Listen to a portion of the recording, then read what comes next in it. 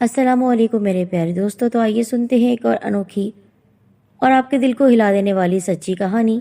Video को like और share कीजिएगा और उससे पहले हमारे चैनल वफा आंडोल स्टोरी को सब्सक्राइब करके बेल आइकन को दबाइए और नोटिफिकेशन पर भी क्लिक कर दीजिएगा। बाज लोग देखने में ठीक महज़िब और बज़ाहिर नॉर्मल नजर आते हैं, लेकिन वो अंदर से इतने ज्यादा पेचीदा शख्सियत के मालिक होते हैं, उलझी हुई शख्सियत के मालिक होते हैं कि जिनको हम नफ्सियाती मरीज कह सकते हैं। अलमिया और अफसोस ये है कि बहुत देर तक पता नहीं चलता कि ये शख्स नफ्सियाती मरीज है। पता चल भी जाए तो उनका इलाज कराना मुश्किल होता है, क्योंकि खुद मरीज अपने आप को जहनी मरीज नहीं कहलवाना चाहता और ना इलाज पर राजी होता है। बेशतर लोग शकी होते हैं, ताहम बाज इस हद तक शकी मिजाज होते हैं कि उनकी शादी किसी लड़की से हो जाए तो वो उसका जीना हराम कर डालते हैं। मेरे वालिद का शुमार भी ऐसे ही अफराद में होता था। अब्बा ने शादी की रात अपनी दुल्हन के दामन में फूल डालने के बजाय शक के अंगारे भर दिए। वो कहते, सबूत दो कि तुम शादी से पहले किसी मर्द से नहीं मिली। वो बेचारी क्या सबूत देती, बस रोती रह गई। फिर ये रोना उम्र भर का हो गया। शादी की पहली रात जो रोई तो फिर खुशी कभी उनको नसीब न हुई। वालिद ने इस बात पर मेरी माँ को रोज तंग करना शुरू कर दिया। ये झगड़ा जो पहली बार उस रात शुरू हुआ जो कि अरमानों की रात होती है, फिर कभी खत्म ना हो सका। इस कदर तवील हो गया कि मेरी माँ सचमुच बावली हो गई और उसका ज़हनी तवाज़ुन ठीक न रहा। अब्बा ने इस पर भी बस नहीं किया, उस बावली को भी चैन न लेने दिया। एक रोज़ माँ ने इंतहाई मायूसी के आलम में मेरी 2 माह की छोटी बहन को एक वीरान और बहुत ही गहरे कुएं में डाल दिया। वो खुद भी कुएं में छलांग लगा रही थी कि वहां से गुजरते एक शख्स ने देख लिया और दौड़कर उनको पकड़ लिया। वो खुदकुशी से बच गई, मगर लोगों में ये बात मशहूर हो गई कि मेरी माँ पागल है। अब जब माँ घर से निकलती, गांव के बच्चे उनको पागल पागल कहकर छेड़ते, यहाँ तक कि पूरा मोहल्ला उनको पागल ही कहता। उन दिनों में 4 बरस की थी, पगली माँ की बाहों में सोती थी। जिस मासूम की माँ पगली और बाप शकी हो, उसकी जहनी हालत किस कर्ब और दुख में मुब्तला होती होगी। बाप से एहसास तहफ़्फ़ुज़ मिला और ना माँ का प्यार मिला। मुझे दादी ने अपनी बूढ़ी बाहों में पनाह दी और हम बहन भाई खुद ब खुद बढ़ने लगे। हम भाई बहन भी एक दूसरे के लिए अजनबी ही रहे। वो धागे टूटे हुए थे कि जो हमें जोड़कर प्यार की एक लड़ी में पिरो देते। मैं 13 साल की थी कि दादी मर गई और घर का सारा बोझ मेरे कंधों पर आ गया। हमारे मकान के 2 हिस्से थे। ऊपर का हिस्सा अक्सर खाली रहता क्योंकि हम सब निचली मंजिल में रहते थे। मैं सफाई करने ऊपर जाती या फिर सर्दियों में छत पर कपड़े सुखाने को रस्सी पर डाल आती। हम ध्यान से जीने को ताला लगाकर रखते थे। किसी दिन माँ को दौरा पड़ गया तो वो कहीं छत से छलांग न लगा दे। ये सर्दियों के दिन थे। माँ सो रही थी। मैंने सवेरे ही मैले कपड़े धो लिए और छत पर जाकर रस्सी पर डाल दिए। सूरज निकल आया था। हल्की हल्की धूप खूब मजा दे रही थी। जी चाहा कुछ देर धूप में बैठ लूं, क्योंकि सर्दी लगने लगी थी। मैं छत पर पड़ी चारपाई पर बैठ गई। नरम गरम किरणों से बदन खुलने लगा। कुछ काम शुरू करने का सोचा। नीचे जाऊं। माँ को हम रात को नींद की गोली देते थे ताकि वो गहरी नींद ले और पुरसुकून उठे। जूही ही मैं चारपाई से उठकर जीने की जानिब चलने को हुई, बराबर वाली छत पर एक नौजवान को खड़ा पाया। हैरान रह गई, क्योंकि मकान हमारे चाचा का था और जब से वो नए बंगले में शिफ्ट हुए थे ये खाली पड़ा था। हिम्मत करके पूछा, आप कौन? ये मकान तो हमारा है और खाली पड़ा है। हम आपके नए पड़ोसी हैं। आपके चाचा ने अपना ही मकान हमको किराए पर दे दिया है। वो मेरे वालिद के जानने वाले हैं। ये सुनकर मेरा दिल धक धक करने लगा। सामने वाले का चेहरा इतना हसीन था कि मेरी आंखें चमक उठी। बौखलाहट में दोबारा मेरे मुंह से यही अल्फाज निकले, आप कौन हैं? हम कश्मीरी पठान हैं। बिलाखिर उसने जवाब दिया, आप लोग कब इस घर में आए हैं? हमें पता नहीं चला। आपको कैसे पता चलता? आप ऊपर आती ही कब हैं? मेरा कमरा ऊपर है, नीचे मेरे वालिदैन रहते हैं। हमारे घर में छोटे बच्चे तो हैं नहीं जो शोर हो, और आप जाने के बराबर वाले घर में लोग आ गए हैं। मैं अलबत्ता कभी कभी तुमको अपनी खिड़की से देखता हूँ। तुम खूबसूरत तो हो, मगर बहुत उदास रहती हो। क्या बात है? कौन सा गम है जो तुमको खाए जा रहा है? उसका ये अंदाज मेरे दिल में घर कर गया, जैसे कोई मेरा अपना मेरा हाल पूछ रहा है। बेख्तियार दिल भर आया। आंसू टपकने वाले थे कि मैंने उस पर जाहिर नहीं होने दिया। अभी वो कुछ कहने न पाया था कि सहन में खटके की आवाज सुनाई दी। मैं समझ गई माँ उठ गई है। तभी मैं जल्दी से नीचे आई। अब मैं छत पर रमीज से मिलने लगी। जब अब्बा चले जाते और नाश्ते के बाद अम्मा कमरे में लेट जाती, मैं उनको सुकून की गोली पानी में घोलकर पिला देती और छत पर पहुंच जाती जहां रमीज मेरा मुंतजिर होता। मैं उसके कमरे की खिड़की पर हल्की से दस्तक देती, वो खिड़की खोल देता जो हमारी छत पर खुलती थी। चाचा ने लगवाई थी ताकि हम एक दूसरे के घर में आ जा सकें। मैंने रमीज को बता दिया था कि मेरे वालिद बहुत शकी आदमी है और उनको ये शक बहुत पहले से है। शादी की पहली रात ही उनके शक ने और इस बीमारी ने मेरी अच्छी भली माँ को पागल कर दिया। इसलिए मैं इनसे बहुत डरती हूँ। चंद मिनट से ज्यादा उसके साथ बात करने को छत पर नहीं ठहरती थी तब वो कहता कि तुम हिम्मत से काम लो, मैं किसी से नहीं डरता और तुम्हारी खातिर तो मैं सारे जहां से लड़ सकता हूँ। अगर तुम्हारा बाप सीधी तरह नहीं मानेगा तो मैं तुमको सबके दरमियान से उठाकर ले जाऊंगा और अपनी दुल्हन बनाऊंगा। तब मैं कहती कि इस तरह मारे सर नहीं होते। अपने वालिद से कहो वो मेरे चाचा से रिश्ते की बात करे, अब्बा अपने भाई की बात नहीं टालते। हमारा इज्जत से रिश्ता हो सकता है तो भगाने की क्या तुक है। इन मुलाकातों ने रंग लाना शुरू कर दिया क्योंकि मोहब्बत भरी मुलाकातें कभी बेरंग नहीं रहती। मोहब्बत मासूम ना रही। तन्हाई के बाग में खताओं के गुल बूटे खिलने शुरू हो गए। रमीज ने इस कदर अपनी मोहब्बत का यकीन मुझे दिलाया कि मैंने अपने तन की डोलती कश्ती को जज्बात की धारों पर बेपरवाही से बहने के लिए छोड़ दिया। उसके साथ मेरा नाजायज रिश्ता हो गया था, जिस्मानी ताल्लुक। कमरा उसका ऊपर था, कोई हमें देख नहीं सकता था। अब्बा जब भी अपनी जमीनों का चक्कर लगाने जाते मैं ऊपर की मंजिल पर चली जाती, दुनिया माफिया से बेखबर हो जाती। ऐसी लापरवाहियों का नतीजा ज्यादा देर छुपा नहीं रहता।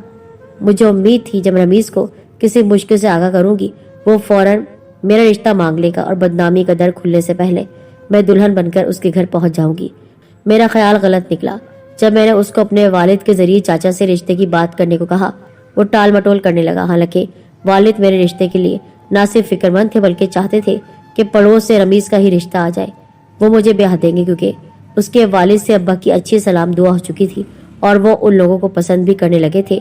जब रमीज को रो रो कर बताया कि अब तुम्हारा मुझसे शादी करना बहुत जरूरी है क्योंकि मैं मां बनने वाली हूँ, तो उसने अपने दोस्त के तवस्सुत से दुबई का वीजा लगवा लिया और दुबई छूमंतर हो गया।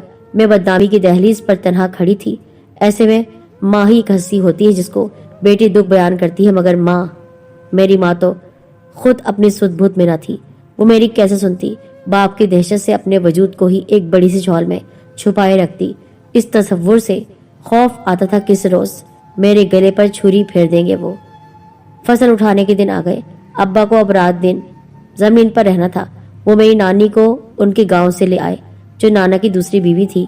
उनकी मिन्नत की कि मेरी बेटी अकेली है, जब तक मैं फसल समेट कर और बांट कर नहीं आ जाता तो मेरे घर पर रहो।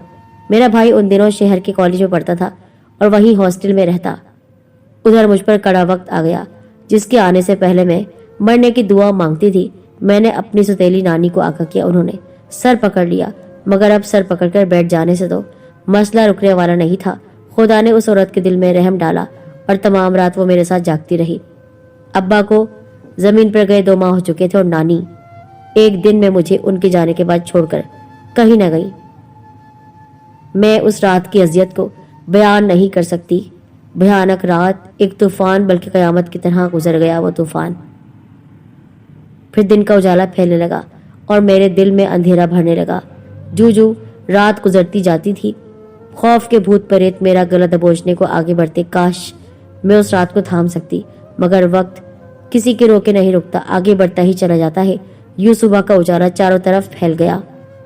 आप लोग सोच रहे होंगे कि मैं क्या बातें लेकर बैठ गई हूँ। दरअसल मैं जो बात कर रही हूँ उसका तसव्वुर कोई भी औरत नहीं कर सकती है। माँ बनना तो एक बहुत बड़ी खूबसूरती है, औरत मुकम्मल होती है, लेकिन जब इस तरह की माएँ बनती हैं लड़कियाँ तो बच्चे उनके लिए खुशियाँ लेकर नहीं बल्कि उनके लिए सजा लेकर आते हैं। सुबह हो गई, सूरज सवा नेज़े पर था तो दरवाजे पर दस्तक हुई। नानी ने समझ लिया अब्बा आ गए हैं। उनको और कुछ न सूझा, वो मुन्नी सी गठरी उठाकर छत पर चली गई जिस पे नन्ही सी जान लिपटी थी। उन्होंने बिना सोचे समझे उस जीरू को, उस नन्ही सी प्यारी सी बच्ची को नीचे पिछली गली में फेंक दिया। दरवाजा धड़ाधड़ पीटा जा रहा था।